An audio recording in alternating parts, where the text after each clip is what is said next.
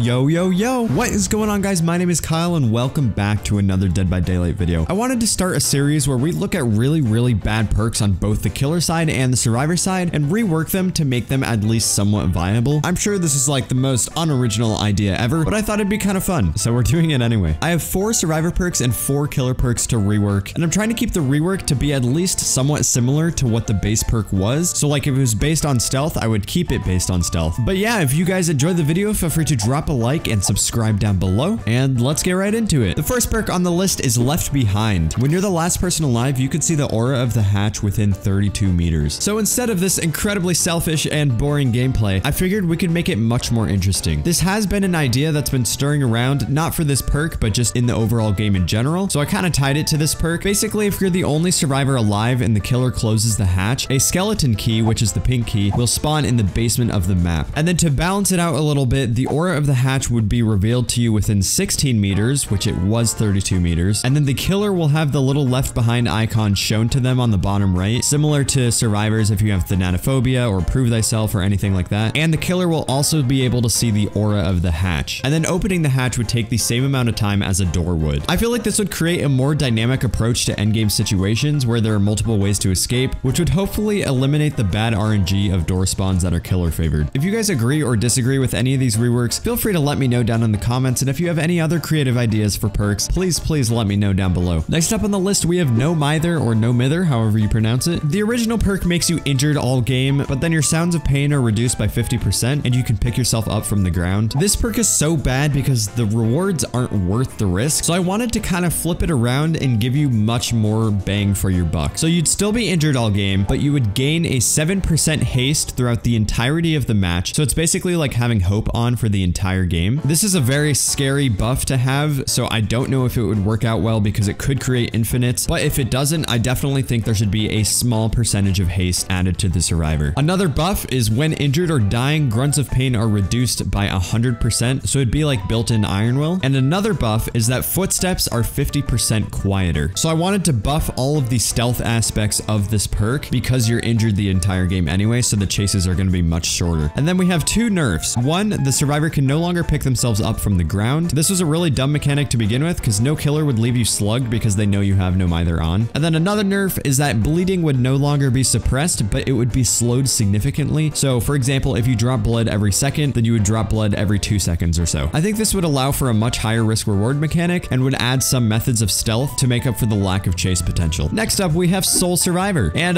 this perk is so bad that I decided to buff it 3 times without any nerfs. Soul Survivor right now basically gives you stacks for every sacrificed survivor on your team, and each sacrificed survivor reduces the aura reading ability of the killer to make it a little harder to find you if they have like barbecue or nurses or something. Obviously, if you think about it for like literally 3 seconds, this is a terrible perk. So I wanted to make it so that as you get stacks, as your teammates are sacrificed, you become way stealthier, not just through aura reading abilities. I don't know if this would be healthy for the game because it would promote a super selfish playstyle, but I am still trying to stay true to the original mechanics of the perk. So I decided to completely switch things up. When 1 survivor is sacrificed, the killer can no longer read your aura at all. When 2 survivors are sacrificed, the killer cannot read your aura and your grunts of pain and footsteps are reduced by 100%. When 3 survivors are sacrificed, the killer cannot read your aura, you have no grunts of pain or footstep sounds, you no longer leave scratch marks, and your gen repair speeds are increased by 500%. The gen repair speeds are very niche to if the killer is just camping the hatch, because then you obviously have to repair gens and it would just make it go by a lot quicker. But that rarely happens, so honestly you could take that out and it'd be fine. But the main thing would be no longer leaving scratch marks and not having like any sounds of walking, running, or grunts of pain. This would make you the ultimate stealth character if you are the only one alive and would make things much easier to deal with in endgame. Alright, our last survivor perk is Wake Up. Wake Up right now just increases your door opening speed by a little bit, and then it shows you the aura of both doors and every survivor can see when you're working on a door. Wake Up is also so bad that I decided to add 3 buffs and have no nerfs. I wanted to kind of add a spine chill bonus to it. If the killer is looking in your direction when within 45 meters of you, you open exit gates 30% faster. The noises made by the exit gates are reduced by 15 meters, so like the loud alarm sound when you get closer to the end of the exit gate. And then after opening an exit gate, you are granted the endurance status effect for 12 seconds. This would allow for more decisions to be made when in endgame situations. It would add various options for what you could do. You could stick stick to the door because you have an extra speed boost, and then open the door to get the endurance status effect to save your teammate or something. I thought adding the endurance status effect alone would be super cool and would allow for some really cheeky saves on people trying to get out. Now we're moving on to the killer perks. The first one I wanted to look into is Territorial Imperative. This allows you to see the auras of survivors that go into the basement. That is so bad.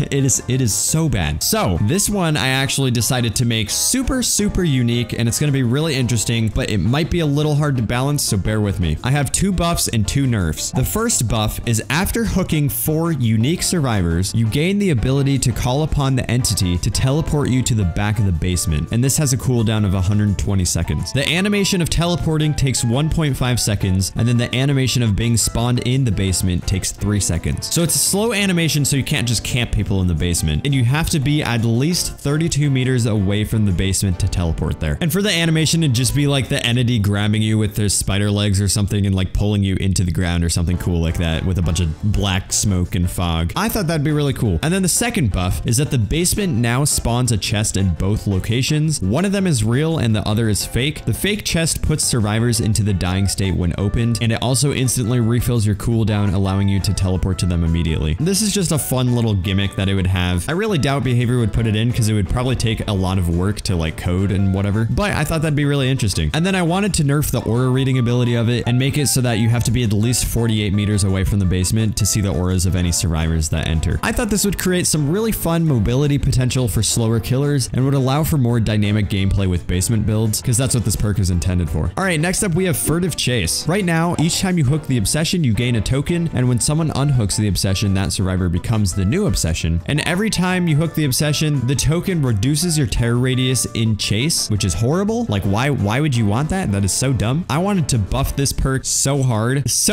to the point where this would become a hex perk. So that is the one nerf. This becomes a hex perk. But I wanted to play on the token idea and kind of make it like Devour Hope. So at 1 token, while in chase, your terror radius is reduced by 4 meters. At 2 tokens, while in chase, your terror radius is reduced by 10 meters. So we're still playing off of the original perk idea. And then at 3 tokens, while in chase, your terror radius is reduced completely. At 4 tokens, while in chase, you no longer have a red stain. At 5 tokens, your pallet stun duration is decreased by 25%. You break pallets 25% faster, and your bloodlust does not reset when breaking a pallet. At 6 tokens, you sacrifice all previous effects to pursue an extremely powerful state. All previous effects are lost, but every single survivor becomes exposed for the duration of the trial if the totem is not cleansed before this point. I thought this would be a super interesting idea. It would force survivors to be observant of the killer and to take into account all of the warning signs before the killer reaches 6 tokens, so they don't run into the situation where everyone is exposed for the remainder of the trial. It would be a super high risk, high reward perk, and the killer would be rewarded for playing well. Next up, we got Cruel Limits. I have a very simple rework for this. The one right now basically blocks all windows near any gen that's completed, and obviously that is terrible, so I wanted to make it so it actually has some interactivity with the survivors. On top of blocking windows, because that barely has an effect anyway, each time a survivor completes a generator, all survivors' auras are revealed for 6 seconds and they become exposed for 14 seconds. This is the only addition I would make because it would have a significant effect on the match. Survivors would no longer be able to commit to gens, allowing room for some gen slowdown perks to go into effect. This would require survivors to make gameplay decisions on whether or not they should commit to a gen and take a possible hook stage. I thought this would be really interesting and would kind of help the quote-unquote gen rushing aspect of this game, because every time a gen is completed, you become super powerful for 14 seconds. And the final perk on this list is Hex Huntress Lullaby. This is in a severe need of a rework. Unfortunately, this is a really good perk against beginners because they're really bad at hitting skill checks. So the rework I came up with would be pretty bad for beginners because they can't hit skill checks to begin with. But basically, I have it go up to 8 tokens instead of 5 tokens. In its current state, you get a token for every person you hook. Each token makes the time between the warning sound and the skill check decrease, and then at 5 tokens, there's no warning sound at all. So I wanted to make this much more powerful and to make it a better information and gen slowdown perk to kind of be up to par with other hex perks like Ruin. So at 1 token, it shortens the time between the warning sound and the skill check by 28%. At 2 tokens, it shortens the time by 56%. At 3 tokens, it disables the warning sound completely. So instead of being at 5 tokens, it's now at 3 tokens. At 4 tokens, the regression penalty for failed skill checks is increased to 8%. So if you miss a skill check, the progress bar will go down by 8%. At 5 tokens, missing a great skill check regresses the gen by 1%. So it'd be almost like the old Ruin. So if you don't hit hit the great skill check, it reduces the progress bar by 1%. At 6 tokens, skill checks become 10% faster, so the little red bar moves 10% faster. At 7 tokens, so this is after you hook 7 people without the hex being cleansed, missing a great skill check reveals the aura of the survivor. And then at 8 tokens, missing a great skill check makes the survivor exposed for 12 seconds. This is a huge buildup because you need to get 8 hooks to be able to get the full potential out of this perk, but I still feel like this perk would be much better if at 3 tokens the skill checks were completely silent. Okay, so the one nerf I wanted to make to this perk to kind of balance it out and to make it easier for new players is that the regression penalty of missing a skill check is reduced to 2% until 4 tokens. Normally, when you miss a skill check, it reduces the gen by 10%, so I wanted to reduce the progression penalty so the effects aren't terrible, especially for beginner players, until the killer reaches 4 tokens. This entire rework would allow for more rewarded buildup as a hex perk. Hex perks are supposed to be extremely high risk, high reward, and this would be able to fall into that category. Right now, it's high risk for low reward, and obviously that's not good for the game. The rework would give you more valuable regression and information as you get more and more tokens. And that is going to wrap it up for the first episode of the perk rework series. I hope you guys enjoyed it, and if you did, feel free to drop a like and subscribe if you're new. Again, if you agree or disagree with any of these ideas, or if you have your own idea for perk reworks, feel free to let me know down in the comments below. I may even feature your ideas in future videos. I also wanted to thank Spirit Walker for being a member on this channel. If anyone else would like to become a member to support me and allow me to continue making content like this, feel free to click the little blue join button next to the subscribe button down below. Anyway, that's all I have for you today, so I will see you all in the next one. Peace!